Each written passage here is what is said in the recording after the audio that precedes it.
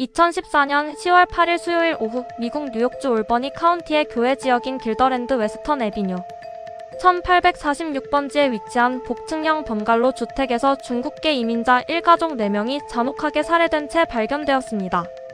피해자는 당시 39세였던 가장 천진펑과 그의 38세 아내 이하이엔, 그리고 이들의 두 아들인 10세 앤서니 천과 7세 에디 천이었습니다. 사건은 천진펑이 근무하던 지역 중국 음식점인 킹스워크의 동료가 출근하지 않는 천진펑을 확인하기 위해 주택을 직접 방문했다가 처참한 시신을 목격하고 오후 1시 직후에 경찰에 신고하면서 대외적으로 알려지게 되었습니다. 신고를 받고 현장에 출동한 뉴욕주 경찰과 길더랜드 경찰국 대원들은 내부에서 처참하게 훼손된 피해자들의 시신을 확인했습니다. 사후 사체 부검과 현장 과학수사팀의 감식 결과에 따르면 1가족은 발견 당일 새벽인 오전 3시 30분에서 오전 6시 30분 사이의 어두운 시간대에 살해된 것으로 추정되었습니다. 범행에 사용된 무기는 총기가 아닌 둔기와 날카로운 칼 종류였으며 구체적으로는 망치와 칼이 함께 사용되어 피해자들을 난타하고 찔러 치명상을 입힌 흔적이 역력히 남아 있었습니다. 가장인 천진펑은 주택 1층 거실 공간에서 쓰러진 채 발견되었고 그의 아내 이하이엔과 두 아들은 2층 침실의 침대 위에서 숨진 상태였습니다. 범인은 아내와 어린 두 아이들을 살해한 뒤 이들의 시신을 침대 위에 나란히 눕히고 두꺼운 담요를 덮어 숨겨두는 기괴하고 주도면밀한 행동을 보였습니다.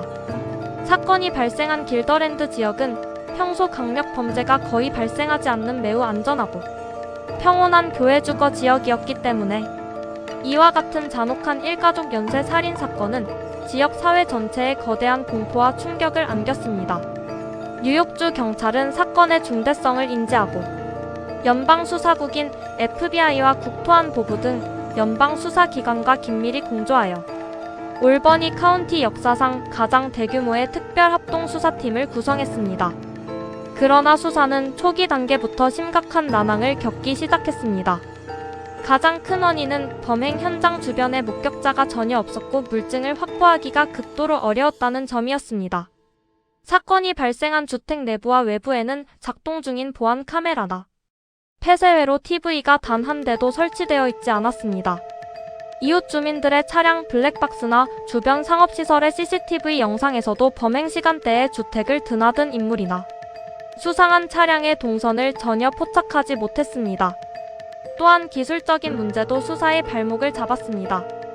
수사팀은 피해자들의 명확한 동선과 마지막 연락 내역을 확인하기 위해 이들이 사용하던 아이폰의 디지털 포렌식 기록 조사를 진행하려 했습니다. 하지만 제조사인 애플 측이 초기 단계에서 개인정보 보호 정책을 이유로 스마트폰 내부 데이터와 통화 기록의 제공을 완강하게 거부하면서 수사는 초기 골든타임을 놓치고 수개월 동안 지연되었습니다. 우여곡절 끝에 영장을 발부받아 스마트폰 기록을 인도받았으나 이미 범인의 도주 경로를 추적할 만한 결정적인 단서는 소멸한 상태였습니다. 경찰은 범행의 잔혹성과 주도면밀한 수법으로 보아 원한 관계나 면식범에 의한 표적 범죄일 가능성에 무게를 두고 주변인 조사에 착수했습니다. 피해자 천진펑의 일가족은 중국 푸젠성 출신의 이민자들로 이들이 거주하던 지역의 중국계 이민자 사회는 매우 폐쇄적인 구조를 가지고 있었습니다. 대다수의 주변 인물과 잠재적 목격자들은 중국어 방언인 광둥어나 민어, 만다리너만을 사용했기 때문에 뉴욕주 경찰은 수사를 위해 주 전역에서 전문 통역사들을 대거 동원해야 했습니다. 심각한 언어 장벽보다 더 큰 걸림돌은 이민자 사회 내부의 팽배한 극심한 보복 공포감과 비협조적인 태도였습니다. 커뮤니티 구성원들은 보복을 두려워하여 경찰의 면담 요청을 기피하거나 알고 있는 사실에 대해 철저히 침묵으로 일관했습니다. 특히 이들 중 상당수가 불법 체류나 미등록 이민자 신분이었기 때문에 경찰과 접촉했다가 추방당할 수 있다는 두려움이 작용하여 적극적인 제보를 기대하기 어려운 환경이었습니다.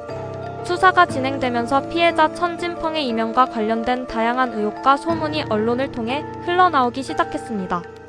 가장 유력하게 제기된 가설은 중국계 조직범죄 집단인 스네이크헤드와의 연관성이었습니다. 지역 유력 언론인 타임스 유니온의 보도에 따르면 천진펑은 올버니 지역과 뉴욕시 맨해튼 차이나타운을 연결하는 거대한 지하 금융 및 불법 인력 송출 네트워크에 깊숙이 관여하고 있었다는 첩보가 있었습니다.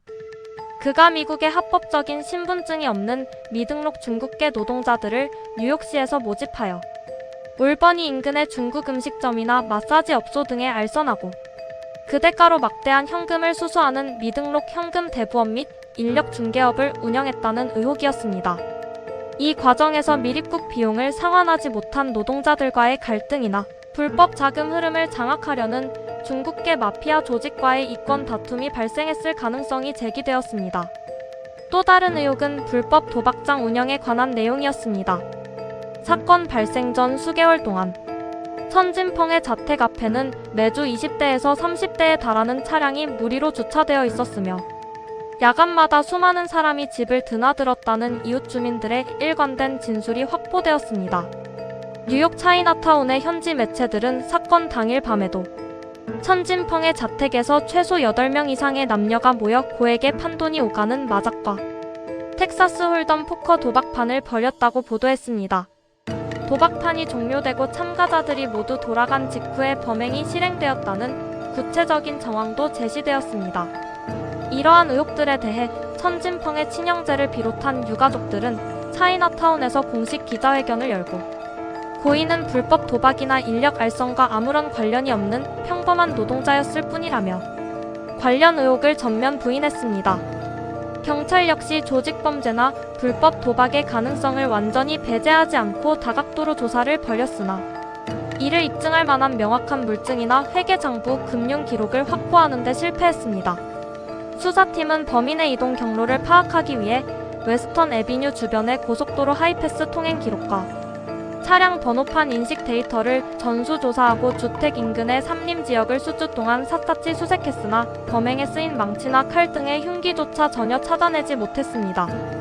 미국 수사 당국은 범인이 이미 뉴욕주를 벗어나 타주로 도주했거나 위조 여권을 이용해 중국 등 해외로 출국했을 가능성을 염두에 두고 중국 정부에 공식적으로 수사 협조를 요청하기도 했습니다.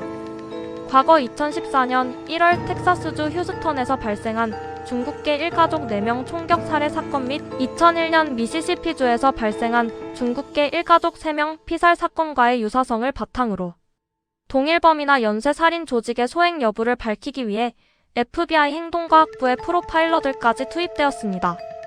그러나 각 사건 간의 명확하고 직접적인 연결고리는 발견되지 않았습니다.